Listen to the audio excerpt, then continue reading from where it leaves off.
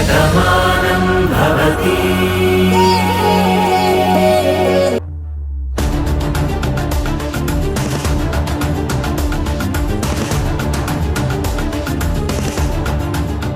ఇప్పుడు ఈ నెంబర్ని ఆర్టీఓకి ఇస్తే ఇతని అడ్రస్ తెలుస్తుంది.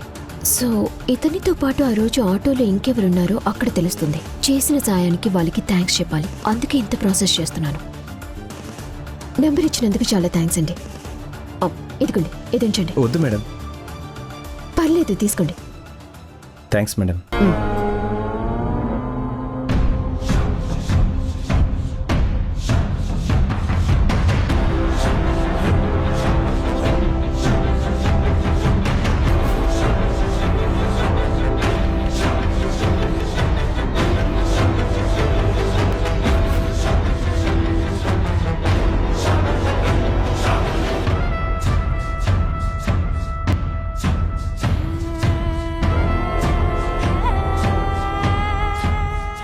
ఎంతైనా పట్నం పట్నమే. ఆకాశం నుండి బిల్డింగులు కనిపిస్తున్నాయి.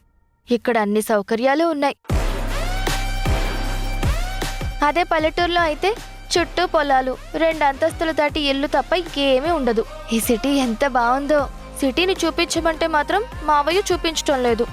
ఎంతసేపు రాధ గురించి ఆలోచిస్తాడే కానీ మావయ్యని ఇంతలా అభిమానిస్తున్న నా గురించి మాత్రం ఆలోచించడు. ఏమండి, ఇక్కడ కేకులు అమ్మే బేకరీ ఎక్కడుంది? ముందుకెళ్తే రైట్ సైడ్ ఉంటుందండి. అది నాకు తెలుసులేండి. ఇంకేమైనా కొత్త బేకరీలు ఏమైనా పెట్టారేమో అని అడిగాను. మీరు వెళ్ళండి.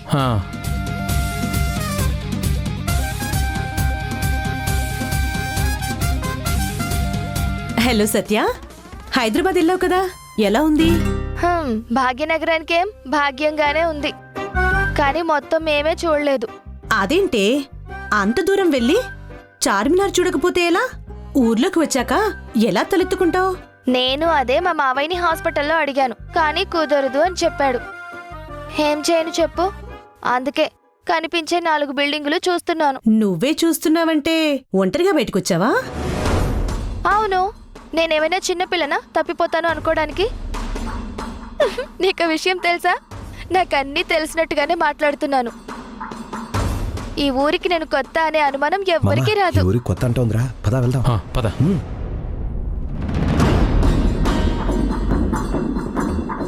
అసలే సిటీ వాళ్ళు మనకంటే ముదురుగా ఉంటారు.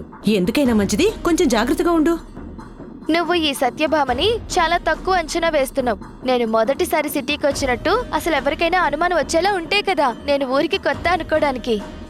నువ్వేం భయపడక్కర్లేదు. ఇంతకీ ఇప్పుడు నువ్వు ఎక్కడికి వెళ్తున్నావు? రేపు మా మావయ్య పుట్టినరోజు కదా, కేక్ కొనడానికి వెళ్తున్నాను.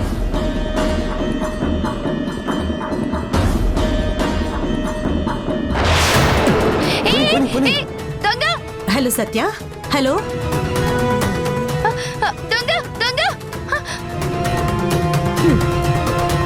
ఇదో పిచ్చిది మాట్లాడుతూ మధ్యలో కట్ చేసింది. ఏంటో.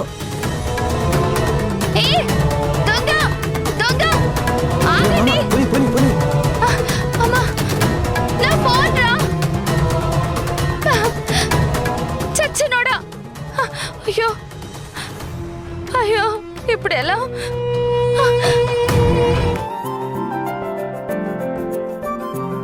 ఇదిగోనండి, తీసుకోమ్మా.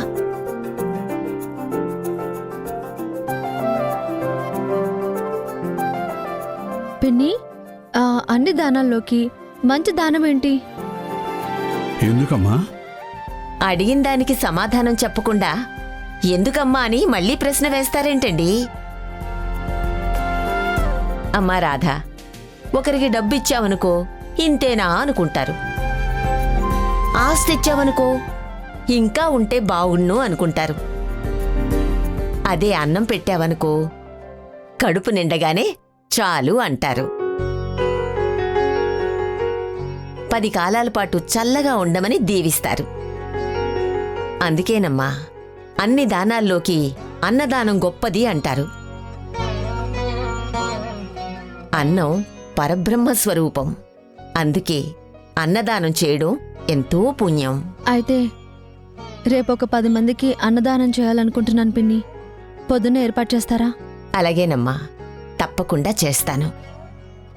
కానీ అన్నదానం అంటున్నావు కదా, ఎవరి పేరు మీద చెయ్యాలనుకుంటున్నావమ్మా? బావుందే, నన్ను అడగొద్దని చెప్పి నువ్వెందుకు అడుగుతున్నావు? చూసావా అమ్మాయి చెప్పలేక ఎలా ఇబ్బంది పడుతుందో? చూడమ్మా రాధా, మీ పిన్ని అలాగే అడుగుతుంది. నువ్వేం పట్టించుకోకు. నీకు ఇష్టమైతేనే చెప్పు, లేదంటే నువ్వు ఏమీ చెప్పకు. అన్నదానం చేద్దాం అనుకున్నావు కదా, తప్పకుండా చేద్దాం. ఇందులో రహస్యం ఏం లేదు బాబాయ్. నా మనసుకి నచ్చిన మనిషి పుట్టినరోజు. ఆయన ఎక్కడున్నా సంతోషంగా ఉండాలని, ఎప్పుడూ ఆనందాల్లో తేలి ఆడాలని నేను మనసారా కోరుకుంటున్నాను. జన్మదిన శుభాకాంక్షలు నేను చెప్పలేకపోయినా ఇలా 10 మందికి అన్నదానం చేసి వాళ్ళ ఆశీర్వాదం తనకు చేరేలా చేద్దామని నా ఆలోచన. శుభం, చాలా మంచి పనమ్మా. తప్పకుండా అలాగే చేద్దాం. పొద్దున్నే మీ పిన్ని రెడీ చేస్తుంది, మనం గుడికెళ్ళి అన్నదానం చేద్దాం. అమ్మా రాధా, పిన్ని అన్నావు కాబట్టి ఒక అమ్మగానే భావించి నీకు సలహా ఇస్తున్నానమ్మా. నీకిష్టమైన మనిషి అంటున్నావు అంటే నీ మనసులో అతని పట్ల ఎలాంటి స్థానం ఉందో నాకర్థమైంది. తన పుట్టినరోజు నాడు 10 మందికి అన్నం పెట్టాలనుకున్నావు. అది నీ గొప్ప మనసుకు నిదర్శనం. మరి నీ మనిషి అనుకున్నప్పుడు అతనికి దగ్గరగా ఉండడం మంచిది కదమ్మా. మరి అలాంటి వాళ్ళకి నువ్వెందుకమ్మా దూరంగా ఉన్నావు? చూడు తులసి, అమ్మాయి చెప్పలేక ఇబ్బంది పడుతుందని మనకు అర్థమైంది కదా. వచ్చిన ఇన్ని రోజులకి నోరు తెరిచి మనల్ని ఒక మాట అడిగింది. అక్కడతోనే దాన్ని వదిలేయాలి. తను చెప్పాలనుకుంటే మనకి చెబుతుంది కదా, ఇంకెవరితో చెబుతుంది? అమ్మా, పిన్ని మాటలు ఏమీ పట్టించుకోకు. నువ్వు పైకెళ్ళి కాస్త ఫ్రెష్ అవ్వు.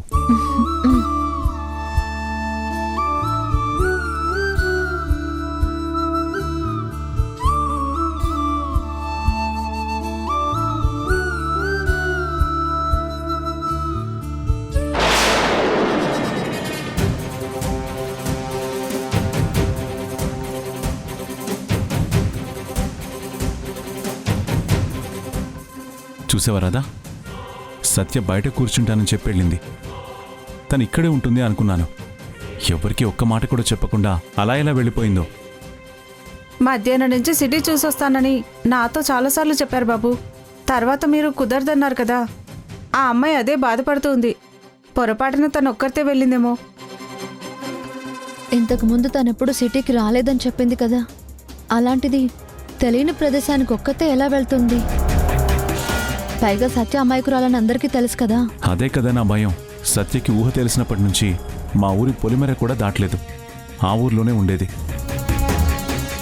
అలాంటి వ్యక్తిని సిటీకి తీసుకొచ్చేసరికి చూడాలని ఎంతో అనుకుంది. కానీ నేనే ఏదో ఆలోచనలో ఉండి తనతో వద్దు అన్నాను. కానీ ఇలా ఒంటరిగా వెళ్ళిపోతుందనుకోలేదు.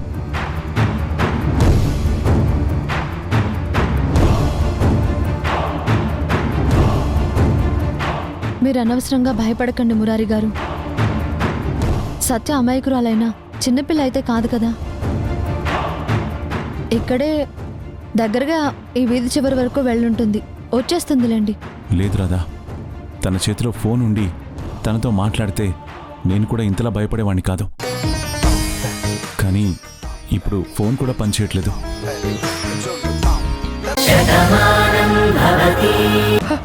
ఆవిడ చెప్పింది విన్నారు కదా. నేను దొంగను కాదంటే మీరు నమ్మలేదు కదా. ఈసారి మా ఊరు రండి, అప్పుడు చెప్తాను మీ సంగతి. సరే పదమ్మా. అదిగో మా మావయ్య కూడా వచ్చేసాడు. మావయ్య. సత్య, ఎక్కడికెళ్ళావు సత్య? చెప్పకుండా సిటీలోకి వెళ్ళొద్దని చెప్పాను కదా, ఎందుకొచ్చా? నువ్వు రాలేదని మేమెంత కంగారు పడుతున్నావో తెలుసా?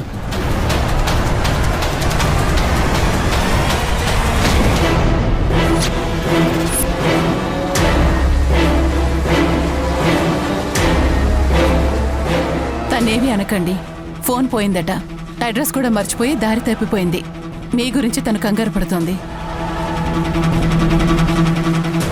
మావయ్య, వీళ్ళు చాలా మంచివాళ్ళు. ఉదయం మనం వెళ్ళిన హాస్పిటల్కి కూడా వచ్చారు. పాపం వాళ్ళకి బాలేదంట. అందరూ ఎంత టెన్షన్ పడ్డారో. పొద్దున నాతో బాగా మాట్లాడారు. ఇప్పుడు కూడా ఇదిగో ఈ పోలీస్ నన్ను దొంగ అంటే వీళ్ళొచ్చి కాపాడారు. చాలా థ్యాంక్స్ అండి. మా సత్య ఉత్త అమాయకురాలు. మా ఊరు తప్ప బయటి ప్రపంచం తనకు తెలియదు. ఇక్కడికి వచ్చి సిటీ చూడ్డానికి బయటకు వచ్చింది. తను మిస్ అయిందని నేను రాధ ఎంత టెన్షన్ పడుతున్నామో. తనని సేవ్ చేసినందుకు చాలా థ్యాంక్స్. పర్వాలేదండి. తన అమాయకురాలన్న విషయం పొద్దున హాస్పిటల్లో మాట్లాడినప్పుడే అర్థమైంది. జాగ్రత్తగా తీసుకెళ్ళండి. అవును, మీ వాళ్ళెవరో గతం మర్చిపోయారని చెప్పి పొద్దున్న ఈ అమ్మాయి చెప్పింది. హాస్పిటల్కి ట్రీట్మెంట్ తీసుకొచ్చారు కదా, డాక్టర్లు ఏమన్నారు? ఎవరూ ఏమీ చెప్పలేకపోతున్నారండి. మేం కూడా ఎన్నో ప్రయత్నాలు చేస్తున్నాం. కానీ విచిత్రంగా తను మా మనిషే కాదన్నట్టు, ఏదో కొత్త మనిషి గురించి మేమిలా ప్రయత్నిస్తున్నాం అన్నట్టు ప్రవర్తిస్తోంది. ఏం జరుగుతుందో మాకు కూడా అర్థం కావడం లేదు. బాధపడకండి. అయిన వాళ్లకు బాగోలేకపోయినా ఇష్టమైన వాళ్ళు దూరమైనా తట్టుకోవడం చాలా కష్టంగా ఉంటుంది. కానీ వాళ్ళ గురించి వెతకడంలోనూ వాళ్ళ గురించి ఆలోచించడంలో కూడా ఒక ఆనందం ఉంటుంది. తప్పకుండా మీ వాళ్ళకి బాగవుతుందని నేను నమ్ముతున్నాను. థ్యాంక్స్ అండి. అదే జరిగితే నా అంత అదృష్టవంతుడు ఉండడు. అవును, మీ వాళ్ళకి బాలేదన్నారు కదా, ఎలా ఉన్నారు? మాది కూడా ఒక విచిత్రమైన పరిస్థితి బాబు. మాకు మా మనిషి దూరంగా ఉంటుంది. తన కూతురు ఎక్కడ ఉందో తెలియక నా స్నేహితుడు ఈరోజు ప్రాణాల మీదకు తెచ్చుకున్నాడు. సమస్యలు వేరైనా కూడా పరిస్థితి మాత్రం మీది మాది ఒకటే అనిపిస్తుంది. మీరెంత బాధపడుతున్నారో మీ మాటల్లోనే అర్థమవుతుంది సార్. కానీ ఎవరైతే మీకు దూరమయ్యారనుకుంటున్నారో తప్పకుండా ఆ వ్యక్తి మీ దగ్గర అవుతారు. మళ్ళీ మీ అందరినీ కలుసుకుంటారు. హాస్పిటల్లో ఉన్న వ్యక్తి కూడా బాగుంటారు. సరే, మేము బయలుదేరుతామండి. సరే, మేము బయలుదేరదాం. ఉంటాం. జాగ్రత్తమ్మా. థ్యాంక్స్ అండి. నమస్తే. సరే, జాగ్రత్తమ్మా.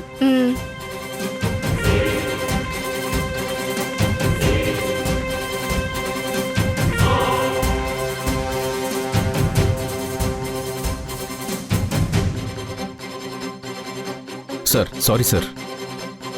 Sorry madam. It's okay.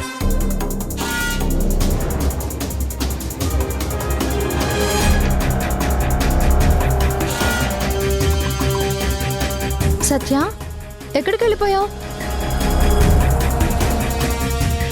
అసలు నీకు బుద్ధుందా?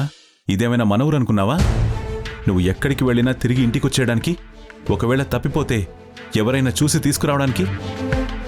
అది మన ఊరు. అక్కడ మనకి పలుకుపడుంది. నిన్ను చూసి అందరూ గుర్తుపడతారు.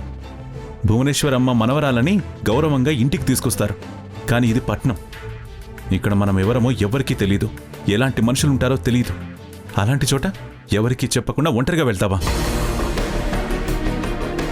కనీసం వెళ్ళేటప్పుడు మాకు చెప్పాలని కూడా తెలీదా? పెద్ద తెలిసిన దానిలా బయటికెళ్ళావు. సమయానికి నేను చూశాను కాబట్టి తిరిగి తీసుకురాగలిగాను. లేదంటే ఎంత ప్రమాదం జరిగుండేది. ఎందుకు మావయ్య నన్ను తిడతావు? నేనేం కావాలని బయటకు వెళ్ళలేదు. నువ్వు నన్ను సిటీలో తిప్పలేదు అని చూడ్డానికి కూడా వెళ్ళలేదు. రేపు నీ పుట్టినరోజు కదా, అందుకే కేక్ తీసుకురావడానికి వెళ్ళాను. మనం ఊళ్ళో ఉంటే నీ బర్త్డే నీ అమ్మమ్మ పండుగ చేసినట్టు చేసేది. కానీ మనం ఇక్కడ ముగ్గురమే ఉన్నాం కదా. నేను పట్టించుకోకపోతే నీ పుట్టినరోజు గురించి ఇంకెవరు పట్టించుకుంటారు మావయ్య?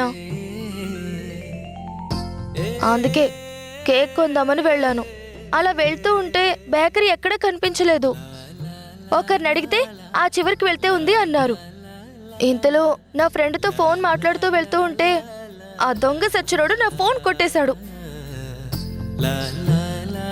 ఎంత పరిగెత్తినా వాడు దొరకలేదు. బండి మీద స్పీడ్గా వెళ్ళిపోయాడు. నా ఫోన్ పట్టుకుపోయాడు. మరి ఫోన్ లేకుండా మీ నెంబర్లు ఏమీ తెలియదు కదా. మరి నేను ఎలా ఫోన్ చేసి చెప్తాను మావయ్య? ఏదో నేను తప్పు చేసినట్టు ఎందుకు తిడుతున్నావు? ఎందుకు మావయ్య నవ్వుతున్నారు?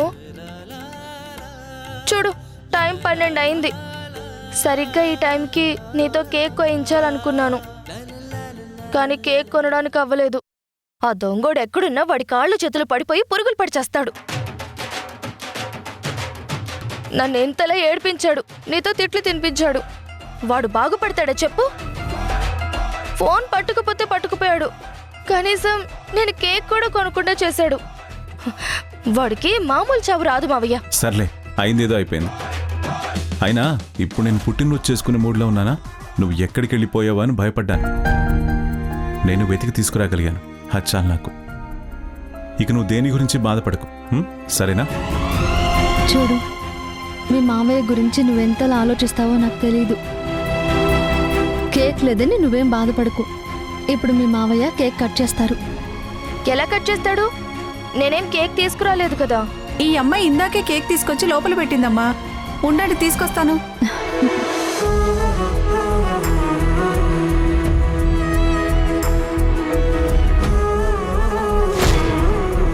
ఇంకా చూస్తారేంటి మురారి గారు? టైం 12 అయింది కదా. Many many happy returns of the day. Thank you. Cake cut చేయండి. నాకు చాలా ఆశ్చర్యంగా ఉంది రాధా. అసలు నీకు ఏది గుర్తులేదు కదా, మరి నా పుట్టినరోజు ఎలా గుర్తుంది? నిజంగా మీ పుట్టినరోజని నాకు తెలియదండి. కానీ ఇందాక మీ అమ్మగారు మాట్లాడారు కదా, అప్పుడే మీ పుట్టినరోజు అని తెలిసింది. నా గురించి ఇంతలా ఆలోచిస్తున్నారు. మీకు కనీసం కేక్ కూడా తెప్పించకపోతే ఎలాగా అని అనుకున్నాను. అందుకే తీసుకొచ్చాను. కేక్ కట్ చేయండి. నేను చేయాల్సిన పని ఈ రాధ చేసి మార్కులన్నీ ఇదే కొట్టేసింది. ఇప్పుడు అమ్మకి ఈ విషయం చెప్పినా కూడా నన్నే తిడుతుంది. నువ్వేం చెయ్యలేవు, అన్నీ ఆ రాధే చేస్తుంది అని అంటుంది. నా చేత కేక్ కట్ చేయించాలని ఎక్కువ ఆశపడింది సత్యనే కదా. సత్య కట్ చేస్తుంది. హా? ఇది మరీ బాగుంది మావయ్య. పుట్టినరోజు నీదైతే నేను కేక్ కట్ చేయడం ఏంటి? నువ్వే కట్ చేయి.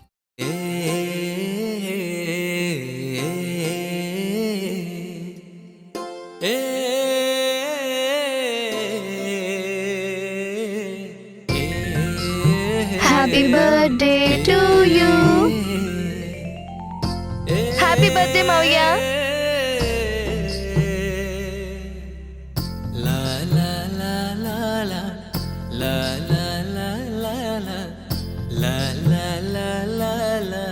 పుట్టినరోజు శుభాకాంక్షలు మావయ్య.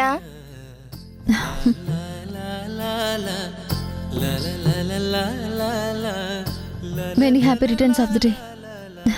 Thank you Radha.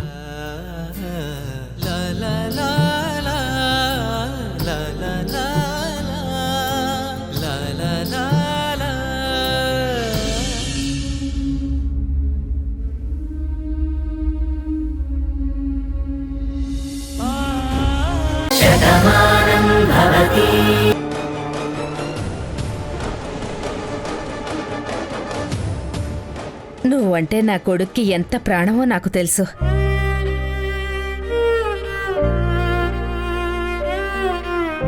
మీరిద్దరూ సంతోషంగా ఉండాలని, ఆ ఆనందాన్ని నా కళ్ళతో నేను చూడాలని నేనెప్పుడూ కోరుకుంటాను. నిన్నక్కడకు తీసుకెళ్లిన పనేంటో నాకు తెలుసు కాబట్టే నేను కూడా అర్థం చేసుకున్నాను.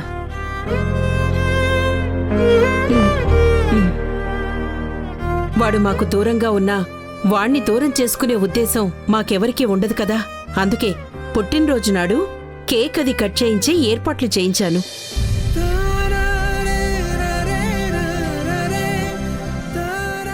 సరేనమ్మా, మీరు హాస్పిటల్కి కూడా వెళ్ళాలి కదా, వెళ్ళిరండి. తర్వాత నేను ఫోన్ చేస్తాను. ఉంటాను.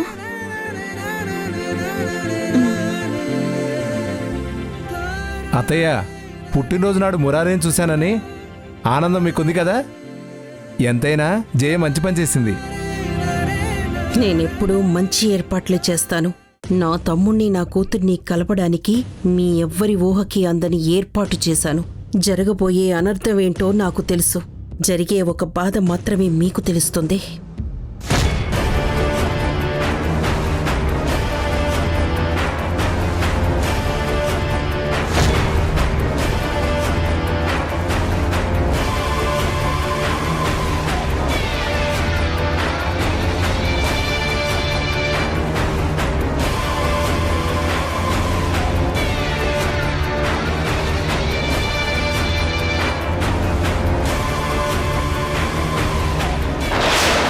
ఈ నీళ్లు గొంతులోకి వెళ్ళగానే నీ గొంతులో ఉన్న ప్రాణం గాల్లో కలిసిపోతుంది. ఇది హత్య అని ఎవ్వరూ ఊహించలేరు.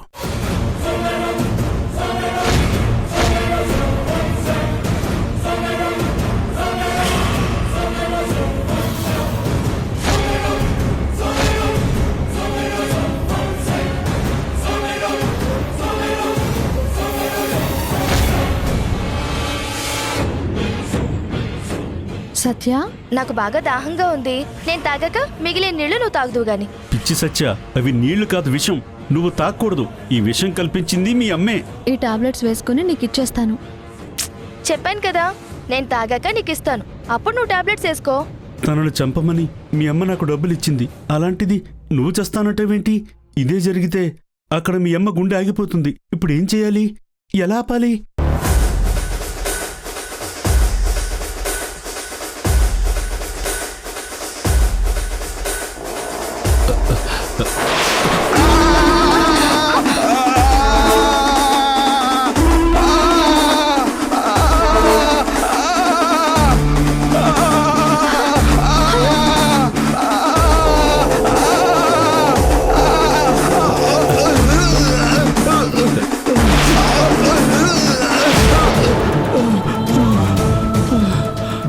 అదేంటి మావయ్య, కుక్కను తన్నినట్టు అలా తన్నావు? తన్నకపోతే పోయేవాడు. తన్నాను కాబట్టి అదిగో బతికాడు. కరెంటు పని చేసుకునేవాడివి. కరెంట్ ఆఫ్ అయిందో లేదో చూసుకోకుండా ఎలా చేస్తున్నావు? చూడు ఎంత ప్రమాదం జరిగిందో. నీ ప్రాణాల్ని కాపాడడానికి నా ప్రాణాల మీదకి తెచ్చుకుంటే నన్నే అంటావా? అయ్యయ్యో, ఎక్కిళ్ళు వస్తున్నాయి. నీళ్ళు తీసుకొస్తా. అవసరం లేదు, నీళ్ళు ఇక్కడే ఉన్నాయి. ఇదిగోండి, తాగండి.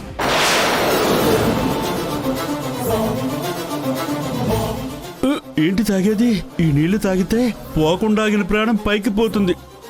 ఏంటి ఆలోచిస్తున్నారు? తీసుకోండి.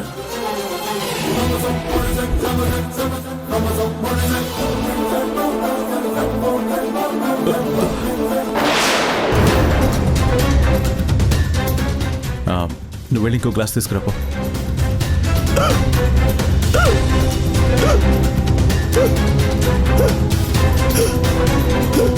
తీసుకోండి, తాగండి. ఏయ్, అంతా ఓకేనా? బాగానే ఉంది సార్. సమయానికి నా ప్రాణాలు కాపాడారు. చాలా థ్యాంక్స్ సార్. తన్ని కాపాడారు అని చెప్పు. నన్ను కాదే, నిన్ను తనాలి. చూడండి, మీరు చేసేది కరెంటు పని. అది అందరికీ వెలుగునిస్తుంది, కానీ పొరపాటున దాన్ని ముట్టుకుంటే ప్రాణాలు తీసేస్తుంది. జాగ్రత్తగా చేసుకోండి. అలాగేనమ్మా. సరే, నువ్వు వర్క్ చేసుకో. రాదా, మనం హాస్పిటల్కి వెళ్ళాలి, పద. అయ్యో మావయ్య, తను ఇంకా టాబ్లెట్స్ వేసుకోలేదు. ఓ సరే, ఆ టాబ్లెట్ వేసుకుని త్వరగా వచ్చాయి. సత్యం రా.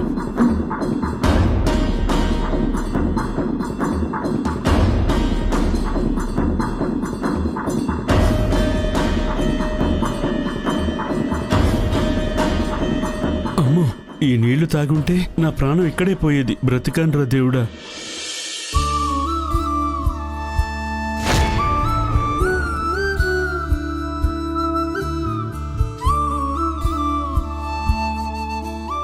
ఇలా రండమ్మా. మీ అందరికీ భోజనం ప్యాకెట్స్ తీసుకొచ్చాను, తీసుకుంటారా? ఎందుకు తీసుకోమమ్మా? కడుపులో ఆకలి ఉన్నా తినే ఆధారం లేని నిరుపేదలం. మీలాంటి దాంతలు ఎవరైనా అన్నం పెడితే ఆ పూట కడుపు నింపుకునే పేదవాళ్ళమమ్మా. పిలిచి మరీ అన్నం పెడతా అంటే కాదని ఎందుకంటామమ్మా?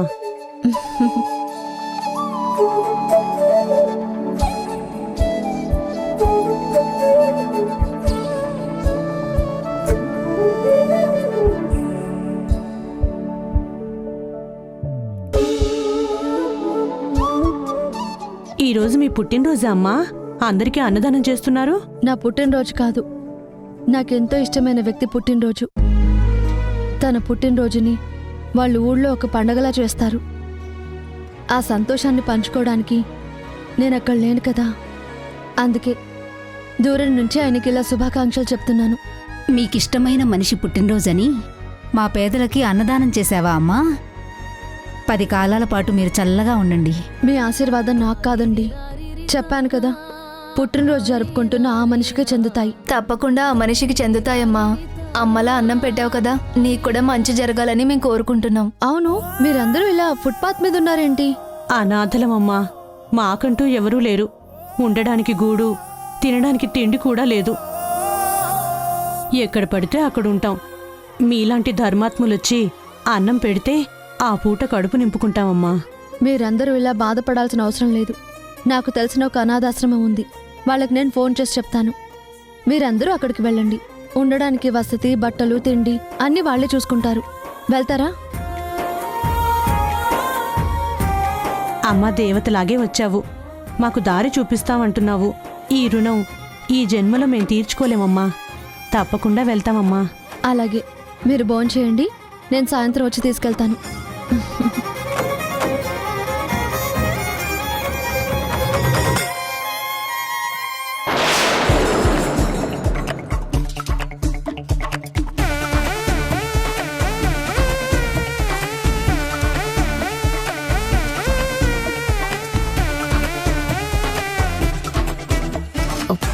ఏంటి చక్రి, భాను కనిపించిందా? లేదు మేడం, నేను ఇక్కడే వెయిట్ చేస్తున్నాను, ఇంకా రాలేదు. మరి నాకెందుకు ఫోన్ చేశావు? అదే మేడం, ఇక్కడే ఉండమంటారా వేరే ఏరియాకి వెళ్ళమంటారా అని అడగడానికి ఫోన్ చేశాను. తనని ఆధార్లోనే చూశారని నాకు తెలుసు.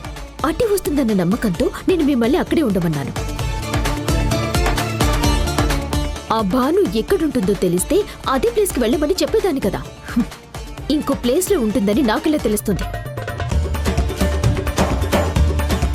అన్లిమిటెడ్ అవుట్ గోయింగ్ ఉంది కదా అని చెప్పేసి అస్తమానం ఫోన్ చేసి విసిగించుకో. తను తప్పకుండా వస్తుంది. ఈ రోజు తప్పించుకోకుండా చూడు. సరే మేడం.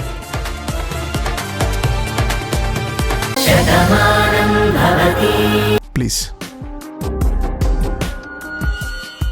నువ్వు ఏ ఊరు నుంచి వచ్చావు? అమ్మవారిపల్లి.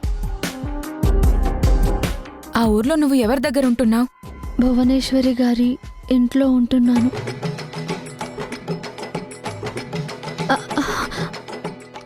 ఆ ఇంట్లో వాళ్ళందరూ నన్నెంతో అభిమానంగా చూస్తున్నారు. వాళ్ళ మనిషిగా ఆరాధిస్తున్నారు. గుడ్. నువ్వు అమ్మవారి పల్లె ఎప్పుడొచ్చావు? ఈ మధ్యనే వచ్చాను. నేను స్పృహ లేని పరిస్థితుల్లో వాళ్ళ దగ్గరికి వచ్చానని నాకు స్పృహ వచ్చాక వాళ్ళు చెప్పారు. గుడ్. మరి అదే అమ్మవారి పల్లె నుంచి నువ్వు 6 నెలల క్రితం ఎవరికీ చెప్పకుండా వెళ్ళిపోయావు. అలా ఎందుకు వెళ్ళిపోయావు? ఎక్కడికి వెళ్ళిపోయావు?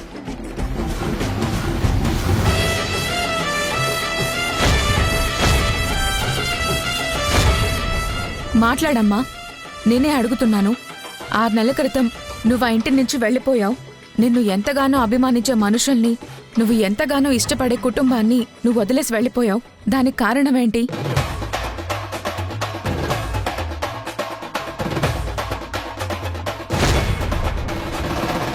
ఈ 6 నెలలు నువ్వు ఎక్కడున్నావు? మరి ఎవరి దగ్గర ఉన్నావు? ఎలాంటి పరిస్థితుల్లో ఉన్నావు? నీ గురించి నీకు పూర్తిగా తెలుసు కాబట్టి ఈ 6 నెలల్లో నువ్వు ఎక్కడున్నావో ఖచ్చితంగా నీకు తెలిసే ఉంటుంది. చెప్పు.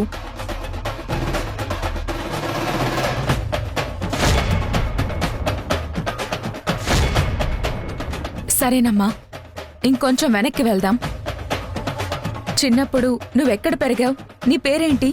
నువ్వెలాంటి ప్రదేశంలో ఉన్నావు? అక్కడ నీ వాళ్ళంటూ ఎవరెవరున్నారు? నీ స్నేహితులు, బంధువులు, ఇలా ఎవరో ఒకరు నీకక్కడ ఉండే ఉంటారు కదా. వాళ్ళెవరైనా సరే వాళ్ళ పేర్లు చెప్పు.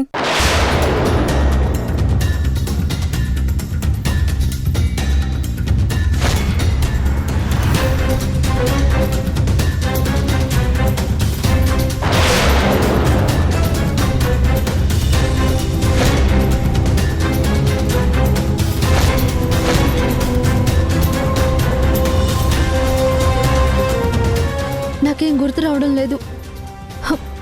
మీరు అడిగిన ఏ ప్రశ్నకి నా దగ్గర సమాధానం లేదు. ఏం చెప్పాలో కూడా నాకు అర్థం కావడం లేదు. అసలు నేనెవరు? డాక్టర్, తను ఈ పరిస్థితిలో టెన్షన్ పడటం అంత మంచిది కాదు.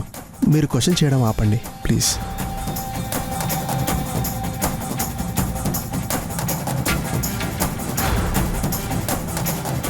చూడమ్మా, రిలాక్స్ రిలాక్స్ రిలాక్స్.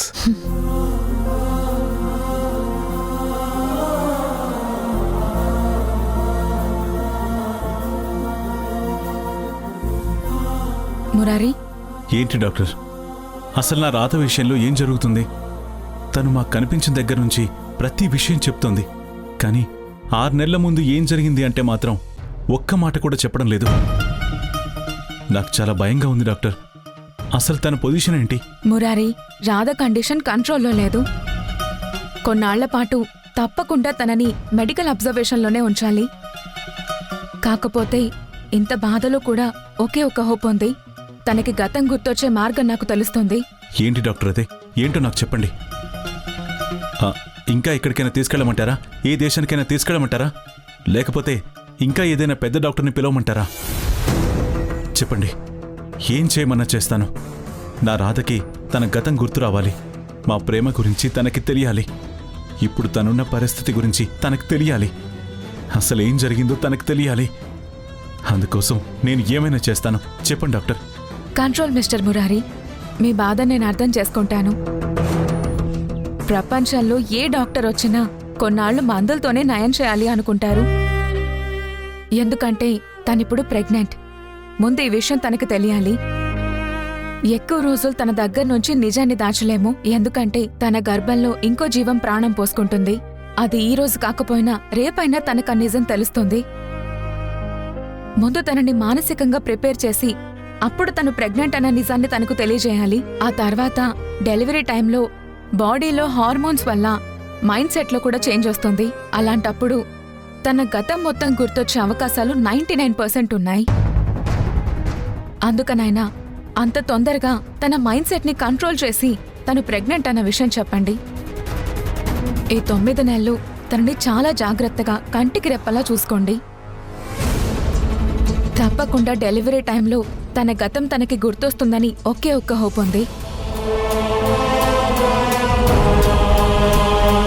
చాలా థ్యాంక్స్ డాక్టర్. నా రాధకి తొందరలోనే నయమవుతుందని చెప్పారు కదా, చాలా థ్యాంక్స్. మీరు చెప్పినట్టుగానే మందులన్నీ టైం ప్రకారం వాడతాం. మీరు ఎప్పుడు టెస్ట్కి తీసుకురామంటే తప్పకుండా అప్పుడే తీసుకొస్తాను. నా రాధ బాగుండాలి, అంతే.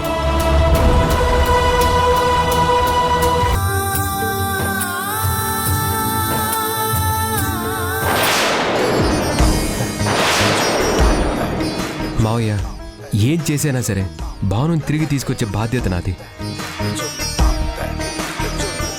తను మనందరికీ కావాలి.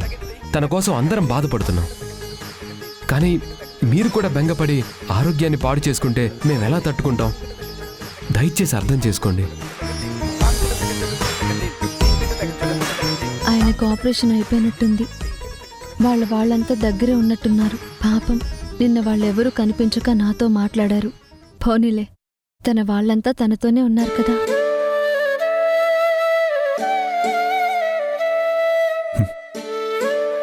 సత్య, రాధేది? తనేం చిన్నపిల్ల కాదు మావయ్య, చేయి పట్టుకుని నడిపించడానికి. మనతోనే నడుస్తుంది అనుకున్నాను. సరే రా చూద్దాం. రాధా, ఇక్కడున్నావేంటి?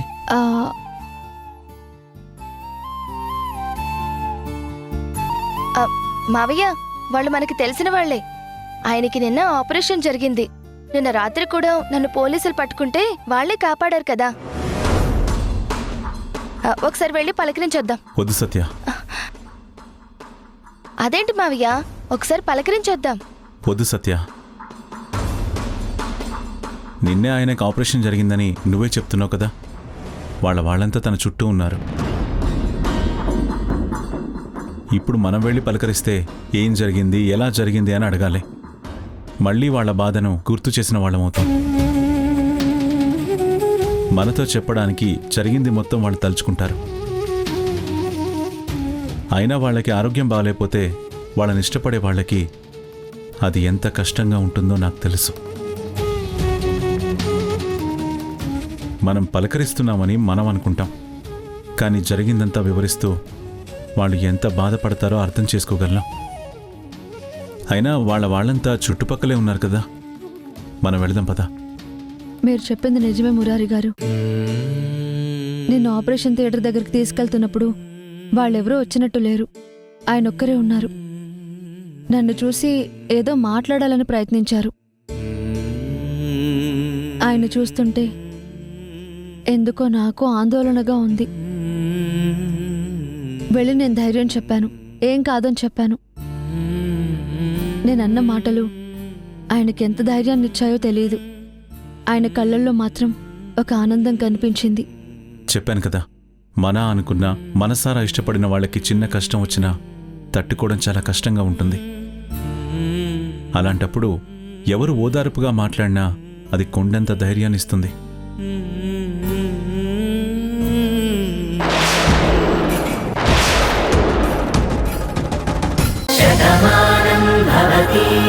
పన్నెండు గంటలు దాటకుండా మీ పుట్టినరోజు నాడే మీ ఇంట్లో ఉంటే మీ అమ్మగారు కూడా సంతోషిస్తారు. ఆవిడ చేత్తో అక్షంతలు వేసి ఆశీర్వదిస్తే ఆవిడికి తృప్తిగా ఉంటుంది. దయచేసి కాదనద్దు. చూసావా రాధా, ఇది నీ మనసు. నీకు నీ గతం గుర్తులేదు అన్నదే ఇప్పుడు నీ దగ్గరున్న లోపం. కానీ నీ మనసు ఎంత గొప్పగా ఆలోచిస్తుందో నీ మాటల్లోనే అర్థమవుతుంది. నేను నీ గురించి ఆలోచిస్తున్నాను, నువ్వు మా అమ్మ గురించి ఆలోచిస్తున్నావు. నిజంగా ఈరోజు మా అమ్మ బాధపడుతూనే ఉంటుంది, కానీ ఆ బాధను బయటికి చెప్పలేదు. ఎందుకంటే తను నా గురించి ఆలోచించింది. ఎలాగో వెళ్తున్నాం కాబట్టి నువ్వు అన్నట్టుగానే రాత్రి 12లోగానే ఇంటికెళ్దాం. అమ్మ ఆశీర్వాదం తీసుకుంటాను. సరే, నేను ఫ్లైట్ టికెట్స్ బుక్ చేస్తాను, మీరు వెళ్ళి త్వరగా రెడీ అవ్వండి. అలాగే. కాంతమ్మా, బాబు ఇదిగో ఈ డబ్బు తీసుకో. అయ్యో, ఇంతెందుకు బాబుగారు, వద్దు. పర్లేదమ్మా, తీసుకో. మేమిక్కడున్న 2 రోజులు మీరు మాకు బాగా సర్వీస్ చేశారు. తీసుకో. మేము ఊరు బయలుదేరుతున్నాం. సరే బాబు, జాగ్రత్తగా వెళ్ళండి.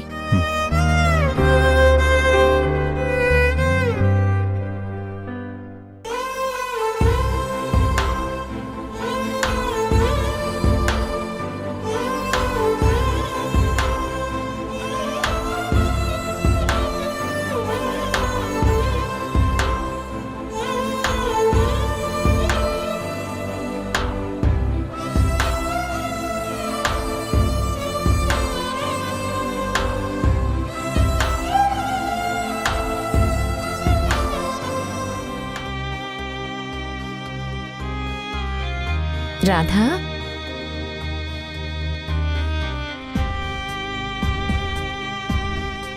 అమ్మ రాధా,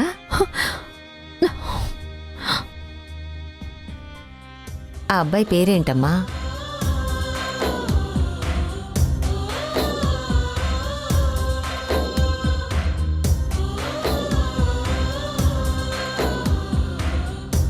మురారి, నా ప్రాణానికి ప్రాణమైన మనిషి. ఈ జన్మంతా తనతోనే ఉండాలని అనుకుని ఎన్నో కలలు కన్నాను. తనే నాకు దొరికిన గొప్ప వరం అనుకుని కనిపించిన ప్రతి దేవుడికి కృతజ్ఞతలు చెప్పుకున్నాను. అనాథనైన నాకు ఎంత అందమైన జీవితాన్ని ఇస్తున్నందుకు ఎంతో ఆనందించాను.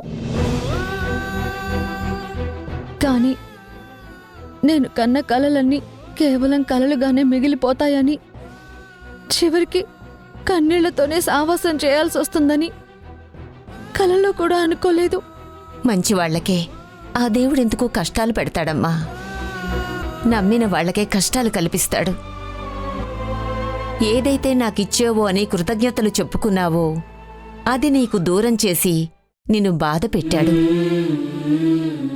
కానీ ఏం చేస్తాం, ఏదీ మన చేతిలో ఉండదు కదా. జరిగిన దానికి తల వంచడం తప్ప ఇలా జరగాలి అని శాసించే శక్తి మనిషికి లేదమ్మా. మనకన్నా బలమైనది కాలం. అది ఎవ్వరి గురించి ఒక్క నిమిషం కూడా ఆగదమ్మా. ఈ జీవిత చక్రంలో ఎప్పుడు ఏది ఎలా జరగాలో అలా జరిగిపోతూనే ఉంటుంది. జరిగిన దాన్ని వెనక్కి తెచ్చుకోలేము, జరగబోయేదాన్ని ముందే ఊహించలేము. అదేనమ్మా మనిషి జీవితం. ఇలా ఉంటే బావుండేది అనుకొని ఆనందించడం తప్ప, అలా ఉండనందుకు బాధపడడం తప్ప మనిషి చేయగలిగింది మాత్రం ఏమీ ఉండదమ్మా. పిన్ని, ఒక మనిషికి గాయమైతే దాన్ని మందులతో మాన్పించొచ్చు. కానీ అదే గాయం మనసుకైందంటే అది మారడానికి ఏ మందు ఉండదు. అనుక్షణం ఆ గాయం గుర్తు చేస్తూనే ఉంటుంది. ప్రతి క్షణం ఆ బాధ గుండెను బాధ పెడుతూనే ఉంటుంది. నా గతం నేను మర్చిపోవాలనుకున్నా మర్చిపోలేని నిజం నాలో నేను దాచుకోలేక, ఎవరితోనూ పంచుకోలేక ఎంత బాధపడుతున్నానో నాకు మాత్రమే తెలుసు. అమ్మా రాధా, ఒంటరి జీవితం గడుపుతున్న మాకు ఒక వెలుగులా వచ్చావు. నువ్వు ఉన్నావన్న ధైర్యంతోనే ఈ వయసులో కూడా మేము సంతోషంగా ఉన్నాం. కానీ ఇంత ఆనందాన్ని పంచుతున్న నువ్వు తెలియని ఒక బాధను మోస్తున్నావని నిన్ను చూసిన రోజే మాకు అర్థమైంది. ఇష్టమైన వ్యక్తికి దూరంగా ఉండడం ఎంత కష్టమో మేము ఊహించగలవమ్మా. కానీ చూసావా, మీ పేర్లే మీ జీవితాన్ని నిర్ణయించాయి. అబ్బాయి పేరు మురారి అన్నావు, అది శ్రీకృష్ణుడి పేరు. నీ పేరు రాధా. రాధాకృష్ణుల ప్రేమ యుగాలు గడిచినా కూడా చరిత్రలో నిలిచిపోయింది. కానీ ఆ ప్రేమ ఫలించలేదమ్మా. రాధ కృష్ణుని అమితంగా ప్రేమించింది. కానీ కృష్ణుడి తలపలోనే కానీ నుదిటి రాతలో మాత్రం రాధ లేదు. అదేనమ్మా ప్రేమకున్న బలం, బలహీనత కూడా. ప్రపంచమే గొప్పగా చెప్పుకునే ప్రేమికులు రాధాకృష్ణులు. కానీ ఆ ప్రేమ ఎప్పటికీ కలవలేదు అన్న నిజం అందరికీ తెలుసు. మీ పేరే మీకు శాపంగా మారింది. మీ పేరు బలమే ఈరోజు ఆ అబ్బాయిని నీకు దూరం చేసిందేమో అని మాత్రం నాకు అనిపిస్తుందమ్మా. నిజమే బాబాయ్, మనసుకి ఇష్టమైన మనిషికి దూరమైనందుకు నా మనసు తట్టుకోవడం చాలా కష్టంగా ఉంది. కానీ ఏం చేయాలి? అతనికి దగ్గర అవ్వాలని ఈ మనసు ఎంత కోరుకుంటున్నా దూరంగా ఉండవలసిన పరిస్థితులు నా చుట్టూ ఉన్నాయి. అవే ఒక కంచెగా మారి అతని వైపు నేను అడుగులు వేయకుండా నన్ను ఆపేస్తున్నాయి. ఈ నిజం నాకు తెలిసినా తట్టుకోవడమే చాలా కష్టంగా ఉంది. భరించడమే చాలా బాధగా ఉంది. ఎంతైనా మనసు కదా బాబాయ్, సున్నితమైంది. దానికి తగిలిన గాయం మాత్రం మనిషిని బాధ పెడుతూనే ఉంటుంది.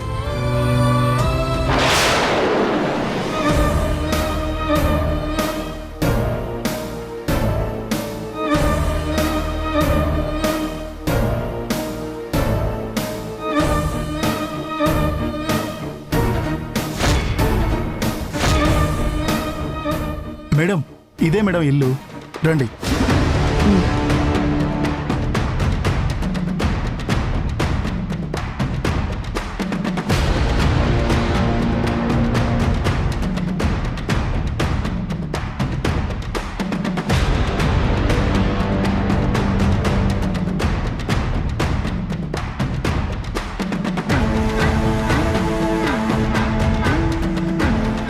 చూడమ్మా, బాధని మర్చిపో అని చెప్పడం ఎవరికైనా సులభమే. కానీ అనుభవిస్తున్న వాళ్ళకి మాత్రమే తెలుస్తుంది ఆ బాధ ఎలా ఉంటుందో. మర్చిపోయే బాధ అయితే గుర్తెందుకొస్తుందమ్మా? నువ్వు బాధపడుతున్నావని నిన్ను ఓదార్చడానికి 4 మాటలు చెప్పగలను. కానీ నీ బాధను చూస్తూ మేమేమీ చేయలేకపోతున్నామన్న బాధ మాకు ఉంటుంది కదమ్మా. రాధమ్మా, రాధమ్మా, రాధమ్మా, రాధమ్మా.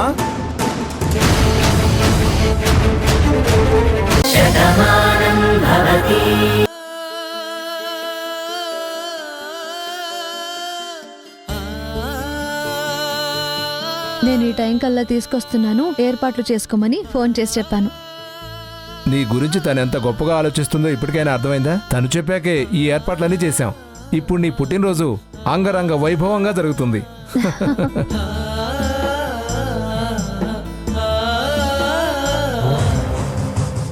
నిన్ను పైలోకానికి పంపించాలని అక్కడ నేను ఏర్పాటు చేస్తే నా కూతురు వల్ల నువ్వు బతికిపోయావు. ఇప్పుడు నీకింత పేరు రావటం నేను తట్టుకోలేకపోతున్నాను.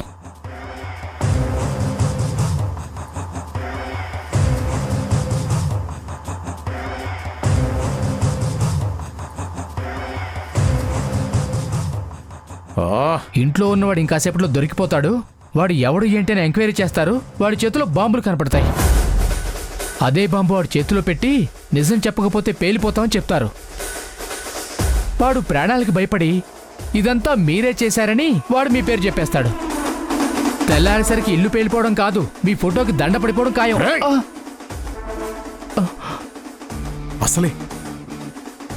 అసలే నేను భయంతో చస్తుంటే భయపెట్టే మాటలు చెప్తావా? చంపేస్తాను. ఒరేయ్, వాడు దొరకకూడదు. వాడు దొరకకుండానే జాగ్రత్తగా తీసుకెళ్ళిపోవాలి.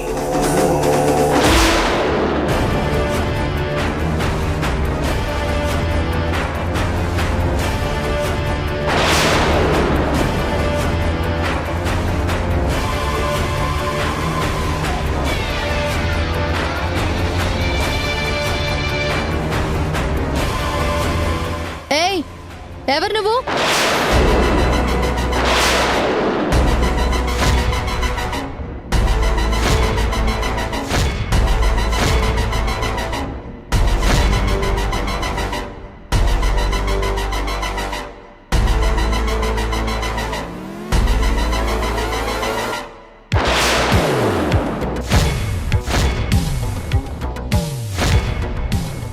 ఏయ్, అడుగుతుంటే సమాధానం చెప్పేంటి? ఎవరు నువ్వు?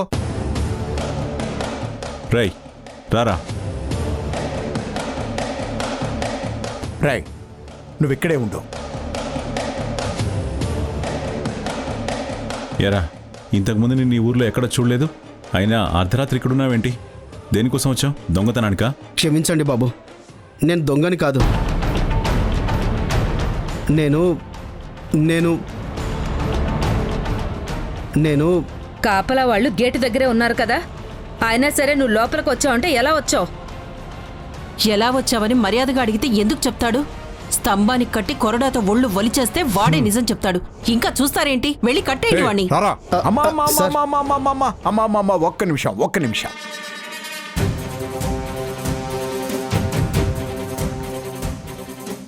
వీడు మావాడే అమ్మా, జానకిరామ్, మా మేనత్త కొడుకు.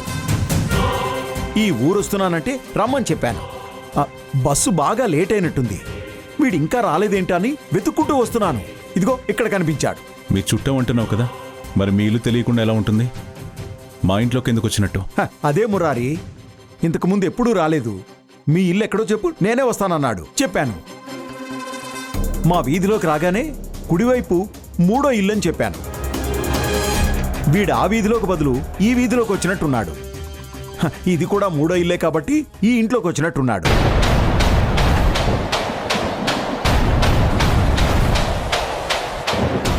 అలా చూస్తావే, చెప్పు. అవునండి, నేను ఊర్లోకి వచ్చేసరికి అంతా చీకటిగా ఉంది, దారి అర్థం కాలేదు. ఇదిగో ఈ వీధిలోకి వచ్చి ఇల్లు లెక్క పెట్టుకునేసరికి 3వ ఇల్లు ఇదే అని లోపలికి వచ్చేసాను. మరి పని వాళ్ళు గేటు దగ్గరే ఉన్నారుగా, వాళ్ళని అడిగి కథ రావాలి. కరెక్ట్ అమ్మా, బాగా చెప్పావు. అవును కదరా, అడిగి రావాలి కదా. అడగకుండా ఎందుకు వచ్చావు? చూడు ఇప్పుడు ఎంత పెద్ద ప్రమాదం వచ్చిందో. నేను గేటు దగ్గరికి వచ్చేసరికి ఎవరూ లేరు, అందుకే గేటు తీసుకుని లోపలికి వచ్చేసాను.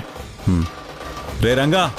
బాబు గారు వస్తున్నాం. బాబు గారు, బాబు గేటు దగ్గర ఉండకుండా ఎక్కడికి వెళ్ళారా? అదే అమ్మా, పెరట్లో కూడా చూద్దామని ఇందాక అలా వెనక్కి వెళ్ళాం. ఇంతలో కారు వారిని వినిపించేసరికి మేము వచ్చి గేట్ తీసాం.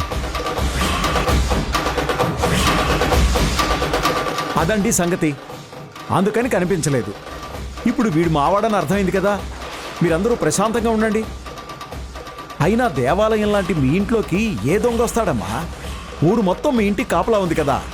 అలా ఎవరైనా వస్తే వాళ్ళ ఒళ్ళు నేనే ఒలిచేస్తాను కదా. మీరు ప్రశాంతంగా ఉండండి.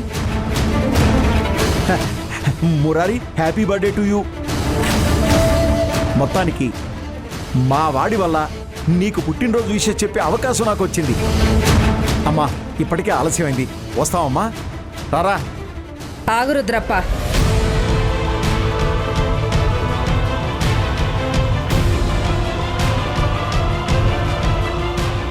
ఎలాగూ వచ్చావు కదా, కాసేపట్లో కేక్ కట్ చేస్తాము, తినేసి వెళ్ళు. ఆహా, అలాగేనమ్మా. పదండి. రండి లోపలికి. పదరా.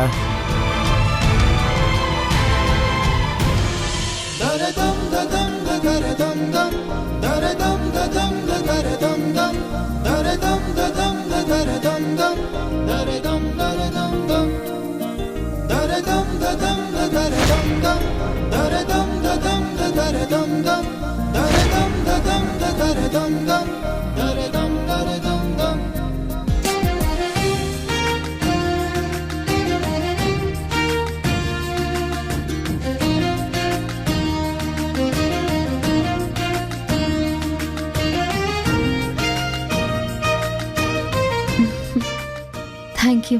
Happy birthday. Thank you.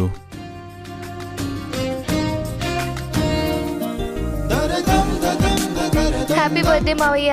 Thank you. Happy birthday రా తమ్ముడు. థ్యాంక్ యూ అక్క. Happy birthday Murari. Thank you బావా.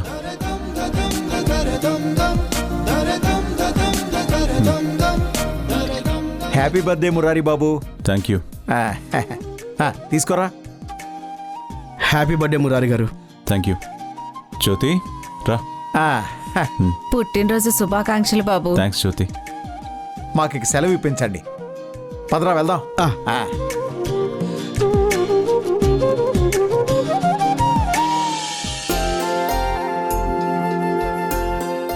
చాలా థ్యాంక్స్ రాధా. నువ్వెవరో నీకు తెలియదని నువ్వనుకున్నా నీ మనసు మాత్రం మారలేదు.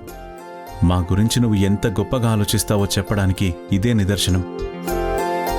నిన్నీ ఊరు తీసుకొచ్చి అమ్మకు పరిచయం చేసినప్పుడు మన ఇంటికి ఒక మంచి మనిషి వచ్చిందమ్మా అని చెప్పాను. తర్వాత నీ ప్రవర్తనతో అమ్మకు కూడా అది అర్థమైంది.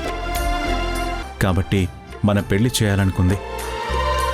నాకు ఊహ తెలిసిన దగ్గర నుంచి నా పుట్టినరోజు నాడు పొద్దున్నే అమ్మ నన్ను నిద్రలేపి తలకి నూనె పెట్టి తలంటి నీళ్లు పోసి ఆవిడ అక్షంతలు వేసి ఆశీర్వదించిన తర్వాతే నేను ఇంటి నుంచి బయటికి వెళ్లేవాణ్ణి. ఈ ఏడాది దూరమయ్యానని నాకెక్కడో మనసులో బాధున్నా నీకోసం వచ్చానన్న ఆనందం ఉంది. కాని మా అమ్మ ఆనందం దూరం కాకూడదని నువ్విదంతా చేశావు.